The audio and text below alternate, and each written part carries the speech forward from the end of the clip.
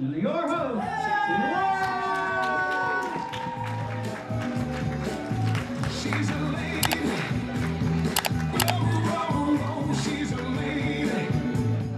I'm going to talk about how to fluidly up-level your career, business, and life by choosing to strategically harness more pressure. And what that means are things like getting down to the root reason for your confusion, inconsistency, stress, overwhelm, all the syndromes and all the things I touched on in my introductory talk with you guys. I'm going to explain why seeking more pressure is going to help you remove these blockages. And I'll give you my quadrilateral, Isaac, not triangular, 4 sides, quadrilateral pressure technique. And of course, the actionable plan. So, for those of you who don't know much of my story, I'll give you the brief version. I grew up in Staten Island, New York. So I tell people I'm from New York. And then when they say, where in New York are you from? And I'm like, Staten Island. They always go, okay. So you get that Staten Islander chip on your shoulder, but I think it makes us really cool. After I graduated from college with a fancy degree from a fancy school, I thought I would be an investment banker. This was in the year 2008. So I Googled how to make money online. And I learned how to make money online. And my journey, which is still continuing, of course, has taken me to this current state, which is me as a teacher, marketer, copywriter, entrepreneur, student, wife, mom, and friend to many of you all here. Award-winning, multi-million dollars. I've scaled my beauty company, Eden Beauty, to 7 figures in its first year and made a lot of mistakes in that process, which I'm going to touch on during my talk. And now one of the highlights of my life, my professional life, is teaching and mentoring other copywriters, entrepreneurs, and friends. In one special case, I, with one conversation, took a copywriter who was not making any money, just quit an in-house job, to making $10,000 in a month. And I have these fancy degrees. I got my master's in fine arts from Brooklyn College, which is a very elite program for poetry. And the reason I'm very proud of that accomplishment is because, one, I was the only capitalist there. I was able to pay for it all with money I earned online. No loans, none of that stuff.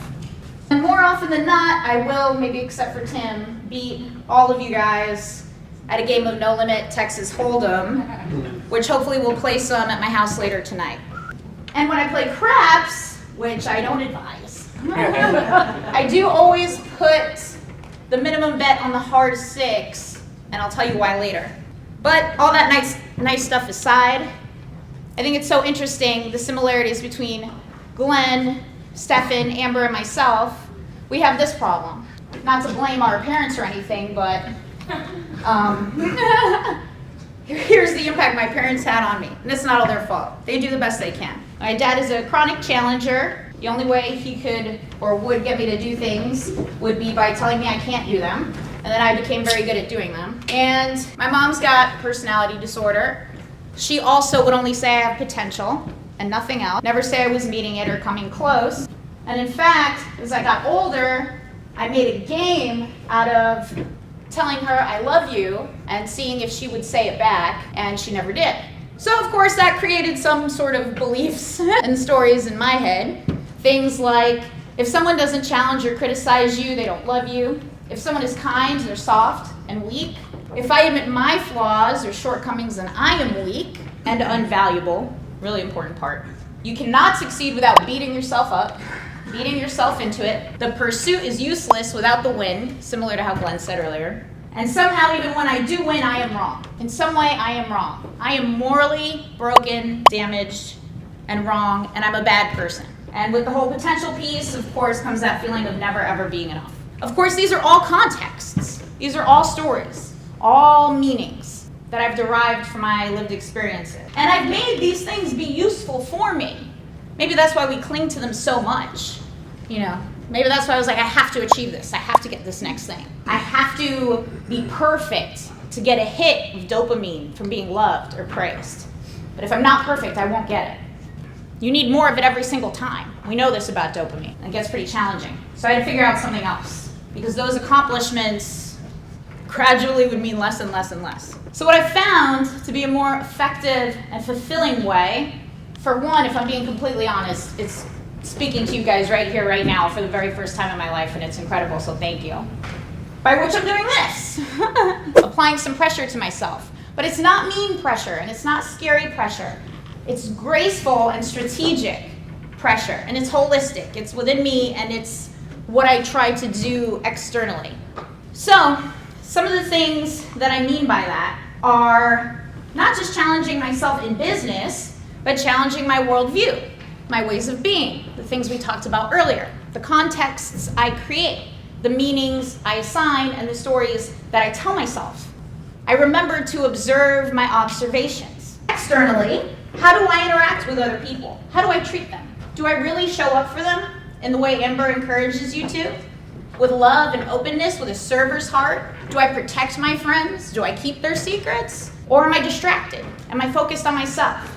Do I jump to judge somebody or jump to conclusion? And was I my authentic self when I interact with somebody? Or was I performative? And that's the tricky thing with these events, right? Because we're performative a lot. If I'm being the performance of marketing Laura. So I try to treat myself with grace. Again, removing right and wrong from the equation. And when I do feel wrong, or like I did something that I wish I did not, I treat myself with grace in that situation. What a joy for me to be like, oh, I wish I had acted differently there. That's not a reason to beat myself up and cry in a corner. That's a wonderful realization. That's a learning tool. I know that now. So I try to treat myself with grace in those situations. And being strategic, and I'm gonna get into this more, but this doesn't have to be airy-fairy pie-in-the-sky shit. You could give yourself prompts for it. You could give yourself exercises, challenges. And I'll show you what those are in just a little bit. The one more win syndrome. Copywriters are notorious for this. One more win. How many times have you heard that? Then maybe I can really start to lead. Or maybe you feel undeserving of a company that grows and scales without you. Because you have to work hard. You have to work all the time, or else you don't deserve it. Which we know cognitively, hopefully, that that's not true, but we fall victim to it anyway. And we seek the skill as a band-aid to fix this problem. I'll go through some ways to remove those blocks of core in just a moment. Another skill or trait that people want is that they want to be better at asking for help. They want to be better at implementing the things they hear and learn. And it would make sense if you want that skill. If you're dealing with the fact that you're never trying anything new, if you feel uninspired, if you don't take any leaps, if you're guarded in your interactions with other people, awkward networking occurs with this also, with this inability to ask for help. On the outside, others never feel like they really know you because you're not asking them anything. They don't get to communicate to you, and you oftentimes become disillusioned and bored with your work. So you jump around from thing to thing. There's not much focus and there's not much vision. So you want the skill to ask for more help, and you want the skill to implement more. Well, before we do that, I would like to question the belief that your value is tied to knowing everything. Maybe even worse, that if it gets revealed that you don't know everything, you're a fraud. You knew it all along. And now here you are, admitting to not knowing everything, asking a question, saying, I don't know about this, and I knew I was a fraud all along. This is hard shit to tackle. This is why this is the real meat. This is the real meat and potatoes here. Here's a big one. Confidence. I want more confidence. I want better confidence skills. I want better networking skills. I want better self-esteem. I want to feel more worthy. Sure. If you're feeling like you always need another win, you know you have a confidence issue somewhere. If it's hard to network and interact with people, introverted or not, you're like, oh, it must be my confidence. If you don't follow up with the people that you do meet, you're like, oh, it's because I'm shy and I have poor confidence, so I don't follow up. Perfectionism, wanting the hit. Your confidence hurts. I have to be perfect. It's a performance. And I'm not getting any ideas. Because when you're bogged down in all of this, it's hard for ideas to flow to you. So you feel like, I don't really get ideas. I'm not an idea person. So what's the blockage there? This is a big one. The belief that external events, so my mom, maybe doing poorly in school, maybe getting picked on as a kid, being the fat kid. All of those things, those experiences that we all can relate to, we all share something like this, those have damaged us permanently. We are broken. For me, it's I'm wrong. We are wrong. I am damaged and wrong. And if I believe that, well, of course my confidence is going to be shit. And of course I'm not going to follow up. Of course I'm going to feel awkward networking because I'm not being authentic. And the belief that because these external things have done this to me, have rendered me permanently this broken, bruised thing, only something external can fix it. So the perfectionism. So the other win. Continuously looking for that other hit without realizing that you are already whole. We all have shit, you know? We all have pains. You saw it in all of our talks. That was unplanned. I did not ask Glenn and Amber to open up about that stuff. They didn't know I was doing it. We all have nearly the same story. So yeah, we all have shit, but we're all already whole. We're all already whole. And when you know that, when you know that you're whole, you can network and meet people, ask them questions, listen to them, introvert or not. You can follow up with them, introvert or not, because you know that you're whole. Next one. I need clarity. I need more clarity. I need to know how to focus. Sure. If you suffer with shiny object syndrome, you might feel like you need more clarity. If you're so busy and overwhelmed and spinning 30 different plates, you might feel like you need more clarity. If you're inconsistent, oh, I work really hard for a month or two and then I disappear. Or maybe that time frame is shorter. I work for a week or two and then I disappear or I don't feel like doing it anymore. Different from a break, by the way. Different from a planned break. Of course, with all that going on, you would experience burnout. And of course, with all that going on, you wouldn't feel inspired, you wouldn't take leaps, you wouldn't get new ideas, and you wouldn't be creative. And when you do work a lot on all the busy work, spinning 30 different things, you feel guilty for it. Weird double-edged sword thing happening. You get to punish yourself twice, lucky you. So what do I believe is really going on here? First of all, we lack clarity because we've become accustomed to getting esteem from others, that external source. And there are a lot of external sources out there. So of course you're not clear. I want my mom to say she loves me. I want my dad to be like, oh, Laura did it. I want my daughter to be proud. I want all of you here to be proud. I mean, that's great and all, but of course I don't have any clarity then. I want what everybody else wants. The belief that clarity is like having blue eyes or brown hair, that it's a trait. Some people are good at it and some people are not. That's not true. Clarity is a skill that you practice. You need the bicep curl of clarity. And of course, I'm going to show you some exercises for that in a moment. And as I touched on earlier, focusing on wants instead of yearns. So what we physically want to have versus what do we yearn for our identity. And so some of the stuff we worked on in that worksheet right there gets you closer to not having this shit. And that's why I decided to lead with that. And one of the most important things is that you couldn't possibly have clarity if you're in judgment of everything, if you're judging other people, if you're judging yourself, if you're judging your performance. How could you possibly have clarity? You're too busy judging everything. So how do we remove these blockages? This is deep shit.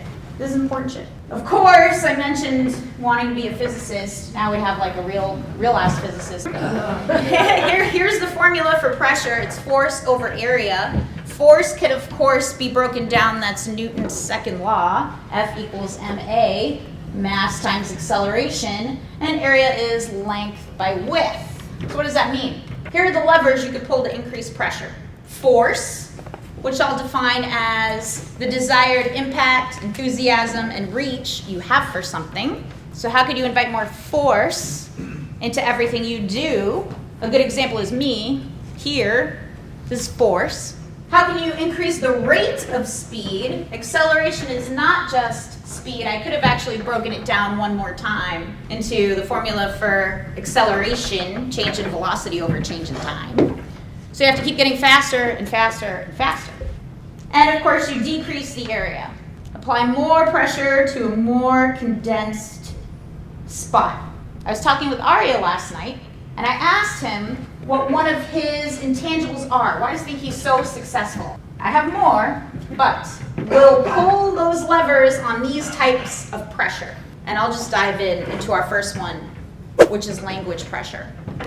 Descriptive versus generative language. This quote was attributed to Buddha. Happiness doesn't depend on who you are or what you have. It depends on what you think. Do we agree with that deep down in our hearts? Happiness doesn't depend on who you are or what you have. It depends on what you think. Do we agree? And I relate that to language because we think in language, and I'm partial. Descriptive language, not right or wrong, and occasionally useful, but backward thinking, reactionary by definition. This happened. He looked like that. It's not really pointed towards the future. It's not really an idea. You're just describing something else. It leaves you at the mercy of what you're describing. Doesn't, must have been, blank happened to me, I didn't have a choice. There are thousands of examples of this. And even more important than when you verbally say these things is when you think them. And that is when you have to say, oh, I'm going to observe my observations. That's it. One little shift, one little removal from your thoughts. Here's my classic example. I don't have time. Oh boy. If I'm in a line, I hate lines. I hate waiting in line. Who doesn't, right? But I really don't. I really can't stand it. So I say, I don't have time. I don't have time for this. Well, here's a better way to say it, which I'm practicing, because I do this shit. I say, I do have time. But what I want to be doing with my time is different. Now I have power. Now I can, is there anything else I can do while I wait in this line? Can I give Amber a call and check in? Yes. Now I like waiting in line. Now the line can take an extra 10 minutes because I'm on the phone with Amber, you know? That creates expansion. I am powerful. I'm in control. I'm not at the mercy of my lack of time.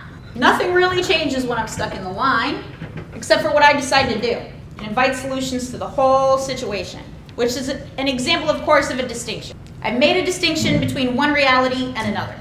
If I walk in a forest alone, I have an example that I like more. If I go out and look at the night sky here in Arizona, which is normally quite beautiful and you can see a lot of stars, if I look at that alone, I see a bunch of stars. Maybe I recognize Venus or a constellation or something. If I'm out there with an astronomer and he tells me this is this and this is that, he's created a lot of distinctions for me. I will never see the sky in the same way again. Pretty much all of learning is just creating different distinctions. And so there is one little example with the time. So on the other end of the coin, we of course have generative language. Forms the present into the future. I now declare you man and wife. It's insane. Through just our words, we've created a new future. And we do this constantly. We have the ability to. If you and I make plans to go out for lunch, we've created a new future, right? Where we go out to lunch. So some little phrases you can try to welcome more into your life that are generative. I wonder, could we try? Is it possible? I'd like to explore. I care about. What's important to me is, and of course there are millions of these. So these are the types of phrases I'm welcoming more and more into my life. So when you're observing your observations, here's the question. It's pretty simple, fortunately. Is my language, both the said and unsaid, being descriptive or generative right now? And is it serving me? Is it working for me? Another part of language is your promises and your authenticity. Who here in the past 48 hours has made a promise or commitment to someone or something that they did not keep? If you place so much value on your language and on your words, this will become easier if you treat your promises like diamonds. Because instead of saying, okay, yes, I'll do that, and it might have been something that you want to do, but especially when it's something you didn't want to do that you said yes to anyway, I would like you to instead say, I understand you want blank, and I'd like to know blank. Or, I understand you want blank, but what I need is blank. So you're not saying no, you're not saying yes, you're just operating in the power. And I want you guys to do this to 3 people in the next month when you're asked something you don't want to do, or even something you're on the fence about. That's probably where a lot of broken promises come from. You're on the fence, you kind of want to do it, then the moment comes and then you don't do it because you're on the fence. So instead of just saying yes, say I understand you want me to fly in early in the morning and speak at your event. But what I need is some time to make a decision, to speak in the afternoon instead. That was language, of course only scratching the surface. There's a lot of language out there. Hopefully that was helpful. Now I'm going to talk about pressurizing your talent. How do we think we become more talented. More practice, learning other ways of doing the same thing. Yeah, that could be useful, but I have a logarithmic, exponential way to increase your talent, because it's not only about practicing your craft more. It's called embodiment. Instead of thinking, let me practice this skill of copywriting, let's say, I'm going to embody a copywriter. So for a long time, I thought I was not very good with metaphors, or mechanisms for that matter. And then especially after Stefan's meteoric rise to copywriting fame, I was like, oh crap, like I suck at mechanisms compared to Stefan. And then one day, I decided, what if I don't? What if I just embody Stefan and his ability to see and pick out little metaphors and mechanisms everywhere? And then they just started flowing to me. A great example of it was just a mimosa, just recently. I was on the bus with Scott Hallett, and he talks about a rogue wave. You know this happens in Cabo sometimes? There are rogue waves. Everybody's on the beach. A rogue wave will come, and it'll kill some people. Just comes out of nowhere. Huge rogue wave. Rogue wave! I couldn't get this thing out of my head. I was like, there's a mechanism there.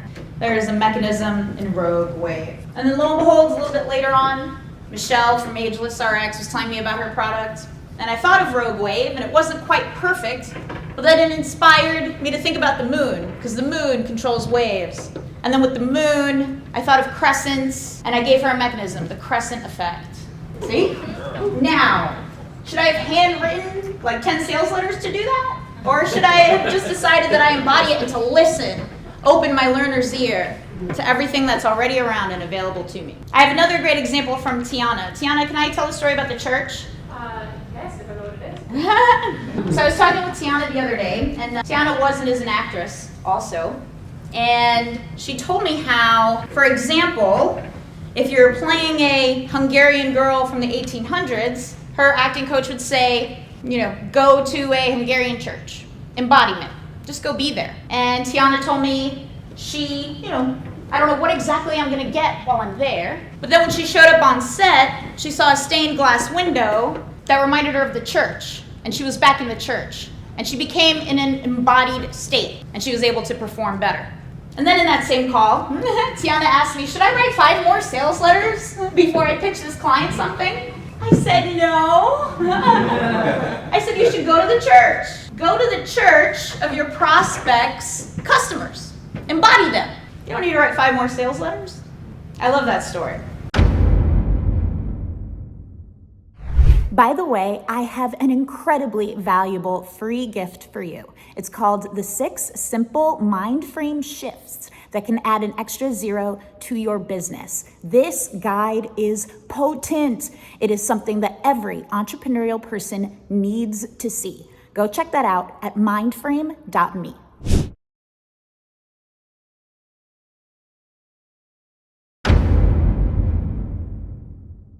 And of course, other ways to increase your talent, friendly challenges with your peers and your competition, and teaching others. I'm going to go into a lot of detail about this in a moment, so I'm going to save it for that. Packaging your methodology. This is why we open the day with what can you teach? Stefan did not start with RMBC, did he? No. He wrote dozens and dozens and dozens of sales letters. And then when he decided, I'm going to teach some people this, he's like, well, what the hell do I do? How do I do it? And he packaged the methodology after the fact. You only put a painting in a frame after the fact. So I want you guys to reflect on everything that you do and think, how would I package this methodology so that I could teach it to somebody else? Even if you feel not skilled enough to do that yet, the very act of it will make you more skilled, because now you know what you're doing, step by step. It's out of the nebulous cloud of your brain, and it exists independently of you in a way that somebody else can absorb. Feedback. This was so great that Amber mentioned something similar to this in her talk. Give and ask for feedback constantly, without ego. Everybody's feedback is designed to help you. And give feedback to people who are above you. You know why? What happens when they accept it? How good does that feel? So it's not just for people less experienced or below you. That would be a few of the ways you can find yourself in situations that demand your talent to grow.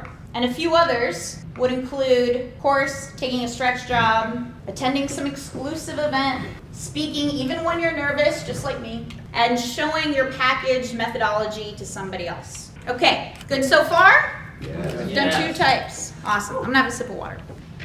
Leadership. All right, I'm gonna give you some tech.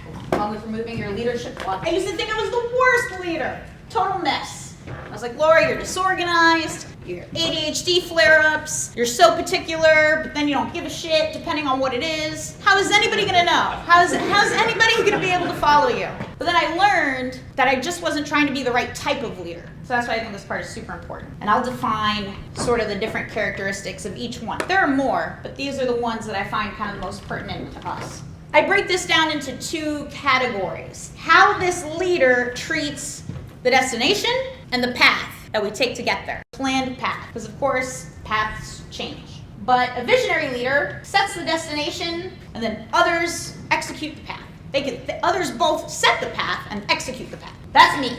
That's why when I'm leading a team of 10 people, it's disorganized and it's chaos. Because I just need to set the destination and let the path builders build the path and execute. I'm a big cheerleader too, so I should come in and cheerlead once in a while. Somebody who's more autocratic would do it all. Somebody who's more democratic would find pleasure in guiding the team to both.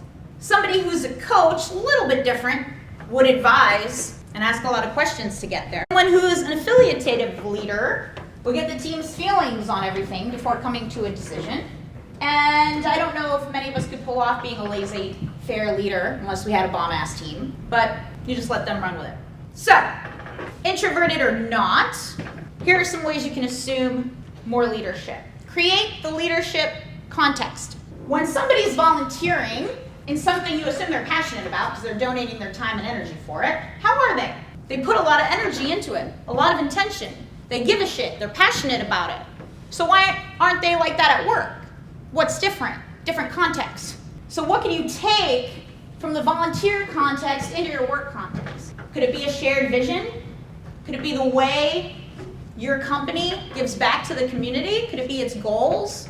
Could that inspire the same sort of buy-in that volunteering inspires? Probably. Cameron Lopez, who's been our amazing event coordinator, by the way, when I told Cameron my vision for Diamond Day, something incredible happened. It's like 5 a.m. Cam's like, ooh, and this for Diamond Day. Ooh, and I can't sleep. Diamond Day. 10 p.m. last night. I'm in here working on Diamond Day. Cam works hard no matter what. But she wasn't doing that before I told her the vision. Really amazing stuff. New context. Context shift, right? Now it's not just, I'm doing this thing for my boss. I don't really know. It's called Diamond Day. She's sort of like eccentric and it's, I don't know, just trying my best. She knows that I want to change your fucking lives. She knows how important it is to me that if you want more, you feel like you can get more and that you deserve it. And then I started getting 5 a.m. texts. So introverted or not, it's not an excuse. There are a ton of introverted leaders out there. Just look some up, read some of their bios, see what they do. And can you consider yourself a kingmaker? Like, who else could you push into leadership? How could you gently influence others to turn around and teach, or to turn around and mentor, or to turn around and display their talents for others? I do that by cheerleading most of the time. Those all blend together. And I'm gonna have a worksheet on them in a moment. Sometimes, if you're more introverted, you prefer to be asked a question, because then you know exactly what to say. So how can we engineer you being asked more questions? What little prompts could you open up that would invite somebody to ask you a question so that you can say what you want to say? Even if somebody who is an extrovert, poor introverts, rambles on to you and on to you and on to you as they do, an introvert can say, the question I'm inclined to answer is, and it's your question. It's what you want to say. So you take control instead of just describing and feeding back to the extrovert everything they've rambled on. That's what I meant by shadows, by the way. Sort of like leadership for introverts. Now for the light, similarly, we're still creating contexts. How can you assemble a group of your peers, people both above and below you? Which subject matter would it be on? Maybe it's on the choke that Luke said he could teach us. I don't remember. Because you can do this in the spaces that you're passionate about. Remember how much I loved that so many people gave creative answers for what they would teach. You can do it there. Or you can do it in our professional settings as well. Just bring people together. Put them in a Slack group. Put them in a Facebook chat. What documentation can you create for the public? Of course, similar to what Amber said. Set your own stage. Put yourself out there. Yourself and your stuff. And of course, you gotta honestly care about the people that you're leading. This is not about me. I mean, it is about me. But it's about me wanting to do shit for you. Because of course that thrills me. And it's my sincere hope that it thrills you. Or else what's the point? Always think about new questions you could be asking the people that you want to lead. What is one of the intangibles to your success? That is one of my new favorite questions. After I asked Arya last night, and he gave me a brilliant answer. And I thought, oh my God, there's so many people to whom I would like to ask this question and hear their answers. Let's keep a spreadsheet of questions. Schedule regular teaching sessions no matter what. No matter what. Anybody in this room can offer 30 minutes of coaching to somebody else, both within and without of this room. You're gonna learn a ton when you do it, because you're gonna be like, oh, I have to explain this thing that I claim to know about. Okay, risk. I love risk. I'm a gambler. I never thought I would be. I played poker, which is a skill game. Even though there's an element of chance, a skilled player will beat an unskilled player over time. And then, unfortunately, Stefan taught me blackjack, and that all went to crap. Oh, and then I learned craps too. So I'm a risk lover, but most people are risk averse. So how do I get you to fall in love with risk? I'm gonna try. Risk is tied up in the pursuit of something, not the attainment of it, not once you have it. Once you have it, it's done. There's no more risk. There's no more uncertainty. You've got the thing. You've got your other win. But most of us would probably agree that we really enjoy the pursuit of something, don't we? We like working hard towards something. So once you is nothing more than the pursuit, maybe you're a little bit more in love with risk now. And if you love risk more, that expands your pursuit. You pursue it harder. You pursue it more innovatively, more resourcefully.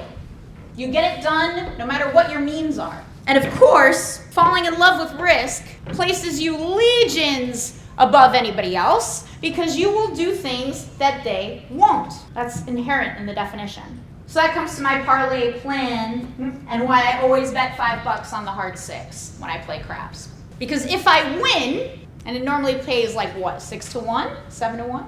If I bet $5 on the hard 6 and I win $35, I parlay it. I leave the $35 on there to hit again, another 7x. I mean, it doesn't always work out, but I do it every time. And it's a lot of fun. And I've had it ride maybe 4 or 5 times before, a few grand on there. Wild. So what could your parlay plans be in terms of every time you get a win or every time you get a loss? You can't parlay losses in craps, but fortunately you can parlay them in life. So what would you do? I'm systematizing how every time I feel uncomfortable, I write a story about it that I'm going to share. Because in the past, I've been prone to, oh, Laura's life is so perfect, quick little image, selfie, usually, and that's it. And I don't share anything vulnerable. I don't admit my weaknesses. So I'm starting to parlay them into ways that I could share with all of you. You could all do that. Some strategic leap and risk stuff you could do is, of course, designating leaps, making it planned. What's a leap that I could do this week? Okay, what's the leap for next week? We have to accelerate it. So maybe after 2 weeks, you're writing 2 leaps per week. And now I know if you're a scientist like me, you would say, Laura, but then eventually you're doing leaps every second of the day. I would say, great, let's get there. Keep asking for more, even when you're afraid of the word no. For my copywriters who pitch clients in here, say the number first. Just say the number. Just say your price. Let them self-select. And then once somebody has said yes, which often takes much less time than you think, right, Mark? Right. You have a new minimum. You have a new minimum now when somebody's met your higher price. Never go backwards. The market has decided. One of the reasons I asked Glenn Dawson to speak today, because I've known Glenn for a long time now, and I've helped him with his copy, and he's a big copywriting and marketing nerd, and I love that about him. And then one day, fairly recently, we were on the phone, and he's telling me how much he's crushing it now and how happy he is. I could tell that his tone of voice is different. And then he says to me, I don't answer objections anymore. What? Shit. This is a new man. That was a new man. He's not cheap as a trainer. So when somebody comes up to him and they chat and he says the price, they normally balk. They go, oh, that's too expensive. And Glenn might have a few tricks in his magic bag for this, but now that I know one of them is not answering the objection, just be like, okay, you're not ready. That's pretty badass. And that's a form of risk, right? Because they might walk away. Sometimes they walk away for a day or two, but then they hit them up a week later like, no, I really need to do this. Sometimes even up to 2 years later.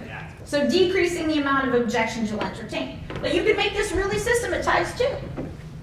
Okay, this month, starting this month, I'm never answering a price objection. Somebody says it's too high, I say okay. Next month, what are another 2 objections you add? Because we accelerate this stuff. How could the objections be more focused? One point and decrease the area. And I had to throw in a quick time constraint, 2 time constraints. I have a whole thing on time pressure. We all work too much. We all do too much busy work. We all dick around. So what if you gave yourself only 3 hours a day to work? What would you do? Who feels like they would actually be more effective if they only gave themselves 3 hours in a day to work? What a trip! That's insane. How would I be more effective working a third of the time? But yet we all know it to be true, but we don't do it. So challenge yourself to do it. As an experiment. Do it for a month. Write me an email. You've crushed it. Working less time than ever.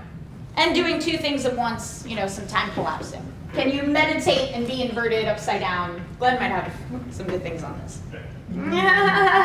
Is a commitment that I want everyone in here to make. Spend 30 minutes next week mentoring somebody else. Charge for it, or do it for free. It doesn't matter, just do it. Who needs help in blank? People will hit you up, schedule a 30-minute call, listen, ask them questions, dig deeper into the roots of what they really want, because now you're learning and they're teaching you, and then teach them a thing here and there. Why am I making you do this? It combines every single type of pressure that we've talked about today. You're taking a risk, you're putting yourself out there, you're improving your talent because you'll be packaging your methodology, you're improving your relationships with people, you're improving your language, and it all comes together in a beautiful 30-minute package, and you formed a new relationship with somebody too. That concludes my talk on pressure. I hope it was helpful.